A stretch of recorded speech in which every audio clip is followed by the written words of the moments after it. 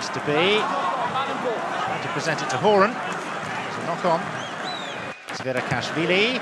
You know exactly where this is going. It's a simple game plan, but it's mighty effective for Georgia in this first half so far. That's a big kick with Denis Hickey's left foot. A big, big kick. Up against the touchline with a left foot, so working against him. Great hands from O'Callaghan. Not just a big lump, he's like all modern second rows, Ali Williams, Chris Jack, Victor Matfield, comfortable with the ball in their hands. So much more effective sometimes, simply than running over a bloke. Shift the point of focus, shift the point of contact before the tackle's made. It's only at this point of their robust effort against Argentina. Parity was lost by Georgia. Indeed, they didn't concede a try in that game in Lyon until the 47th minute. But here, chance for Ireland with Brian O'Driscoll. And now Shane Horgan. Horgan to within 5 metres of the Georgian line. Ball was out. And so Italy, Ireland have lost it. And Georgia coming down the short side. A kick and a regather over halfway. And now it's Elis Barashvili. Wonderful counter-attack. Sam Karadze, advantage here for Georgia being played. Shvelidze. Turnover ball just kills you in international rugby. We saw that last night with the English Dupree, always looking to turn it into tries. Horgan up the right-hand side, the Irish Lomu. Turned over in the corner. I think was it the winger Shkinin who set off up the field. Deliberate and cynical. David Wallace, 10 minutes in the bin. Cynical play. Sense danger. And like awkward open sides often will say, well, I'll cancel the 7, I'll offer them 3 and hope to get away with it. They play to a very fine line, the back row forwards.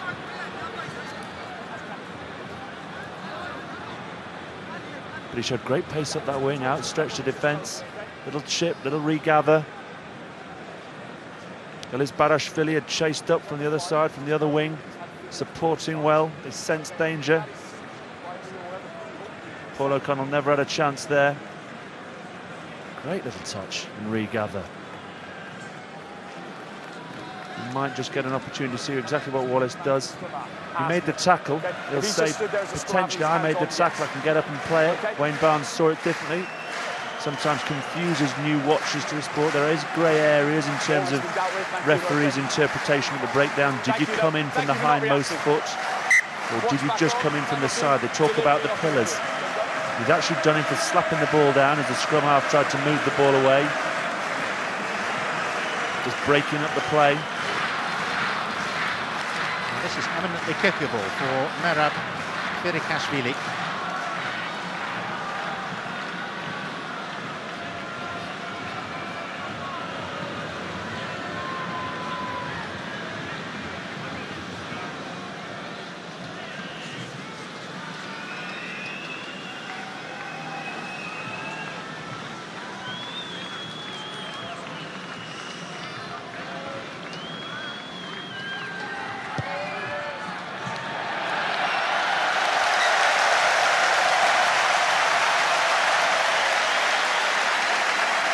Georgia are on the board. And the crowd applaud. Delighted to see them in this game at 7-3 approaching half-time. Probably can't come fast enough, Eddie O'Sullivan, to get his troops in the tunnel, get them back in the changing room. Very calm man, Eddie O'Sullivan, but you would expect a potential hairdryer treatment this evening. Normally undemonstrative. Doesn't necessarily hold for tonight. This is Chaidze.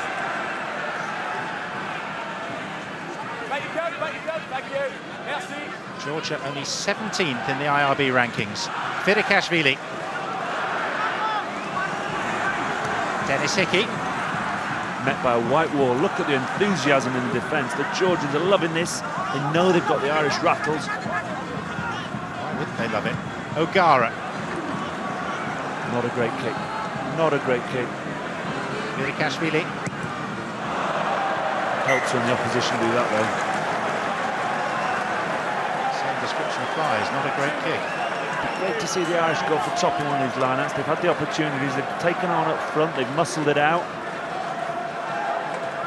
We're not talking about triple salco through burning hoops in the back line, but we're talking about getting the ball wide, moving it, trying to shift the Georgian defence. At the moment, they're just being met by a big white blanket when they try and go through the middle. To put this in some sort of perspective, Ireland have played Georgia twice before. They've won 70-0 and 63-14.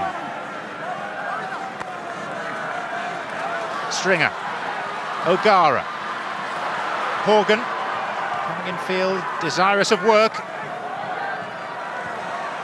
Leamy, Stringer, now O'Driscoll, and two outside him. Now has Gervin Dempsey just behind him, but the ball was knocked forwards. I'm looking across and seeing Niall Woods, who played many times for Ireland, head in hands. He cannot believe what the Irish are doing, how they're just shooting themselves in the foot by their lack of control, their lack of composure. For a team with 8,000 caps, who've been around together for so long and seen so many big games, it's very strange to see them so rattled. And a fantastic scrum by the Georgians. Not just steady, but advancing, pushing Ireland back.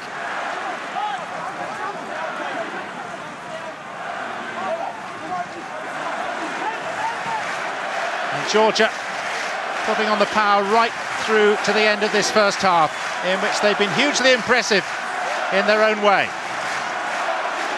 Certainly have caught the eye much more than Ireland's palsied efforts. It's a no-nonsense effort, is it? We've got the ball, we're going to keep it when we have it, and you're in front of us, we'll kick it up in the air. If you catch it, we'll try and smack you and turn it over. We'll chase hard, we'll work hard for each other.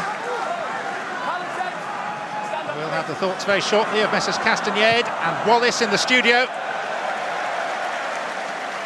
That should be half-time. It is, and instead of getting better, Ireland seem to be getting worse. Half-time in Bordeaux, almost unbelievably. Ireland 7, Georgia 3. Don't panic, the Irish need at least 3 more tries. The Georgians, they like that Bordeaux air. They have stayed out.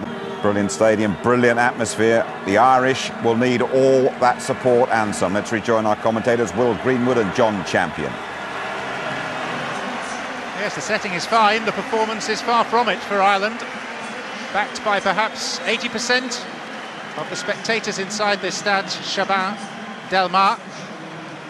And Will Greenwood, you, as the boys in the studios did, picked up very quickly on the fact that the Georgian players stayed out there and avoided the long walk back to the dressing room. Seemed very sensible. They stayed out there. The refreshment, the rehydration process took place on the field. Not sure they needed a change of shirt. They just wanted to get on with it. The captain, the new standing captain, Shvalidze, spoke forcefully. You could see the passion behind him, talking to his groups. He had feel they're in this game. They were disappointed the way they fell away against the Argentines, being right in at half-time, and they won't want to repeat that performance.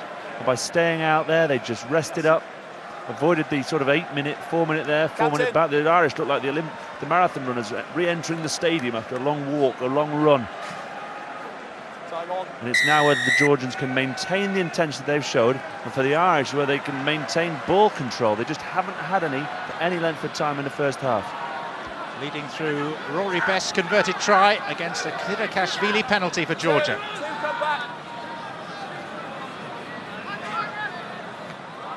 The Georgians who've lost their regular fullback, Barkalaya, it's Ujukashvili who clears.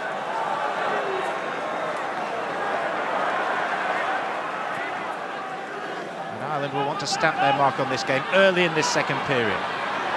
Shane Horgan straightening up. Donica O'Callaghan. O'Connell driving forward, Hickey waiting.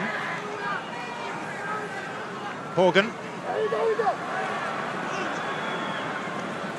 Trying to get the pass back to Stringer. Stringer who kicks. With a one-man chase with 5 Georgians there. Interesting choice of kick. Shkidin bringing it away. And finding Gorgodza. If in doubt, give it to Gorgodza. He is not being moved or giving the ball away. Sounds the part as well, Gorgodze. Yeah, Stringer, they had the possession, the numbers were stacked on the left-hand side. He saw his catch on the right-hand side, he put the chip in behind, and there were 4 Georgians waiting. Poor choice of kick, poor execution. The malaise continues. Flanker not David Wallace, not long to go in his sin binning, sitting patiently. It's like the naughty boys' chair at school, they'll sit in the corner with a D on their head. Repent at leisure. Georgian penalty. Again, the 7-man Irish scrum has struggled to cope with Georgia. They'll be delighted the way that's gone, and they've used their advantage.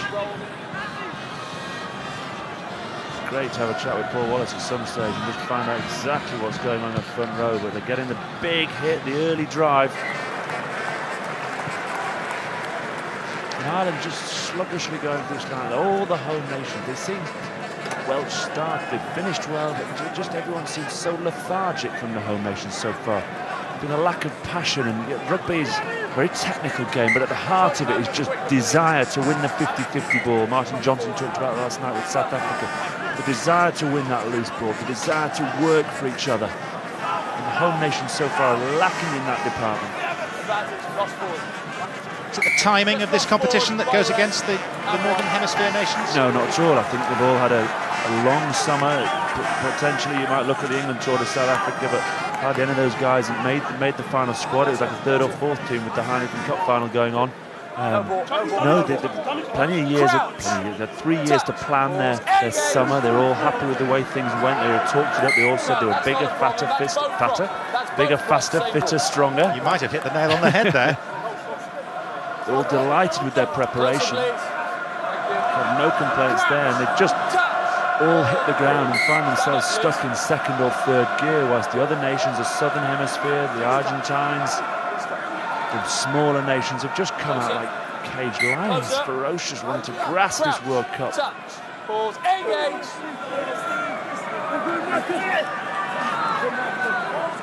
Limi picks up.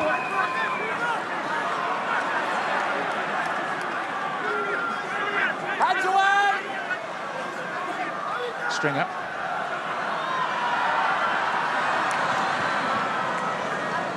Darcy up to halfway. Kasharava's had a great defensive game. There he is again. He's made the tackle on Darcy, gets back up. Hickey. Stringer. O'Gara. Horgan spots half a gap. Offloads well to Gordon Darcy. That's what Horgan does so well. He's such a big, tall man. He can get in behind and offload well. Well organised. Georgia reacted well. Sluggish ball. Oh! Interception! And this could be the ultimate embarrassment. It's Georgi Shkinin going 2/3 of the length of the Bordeaux pitch and touching down, and Georgia lead Ireland. Sending the telegram that the ball was coming. It was so slow, it was so wind up. Shkinin came from the next postcode. He saw it, he backed himself, he set off. Beautifully timed pass into the Georgian breadbasket. I think he tried his best to chase him down, but Shkinin, who did the run out of defence in the first half, had almost set up the Irish try, backed himself again. Big words from O'Driscoll under the post. Here it comes, Stringer stood, planted, delivered, slow. O'Driscoll tries to get to it. You can see O'Driscoll in the background there screaming at Stringer. Off phase play, the receivers have been static and slow when you compare that to Dupree, to James, to Gitto, to Carter, to guys running onto the ball. Shvilidze urging his troops back, knowing how important this restart is. It's only the 2nd time that Georgia have ever scored a try at the Rugby World Cup. And that's a remarkable scoreline.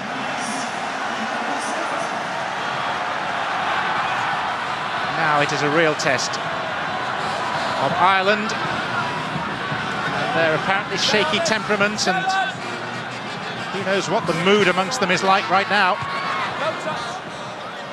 Ojunashvili just getting the kick away. Will the urgency come now? It has to. It's now or never. O'Gara looking for the corner.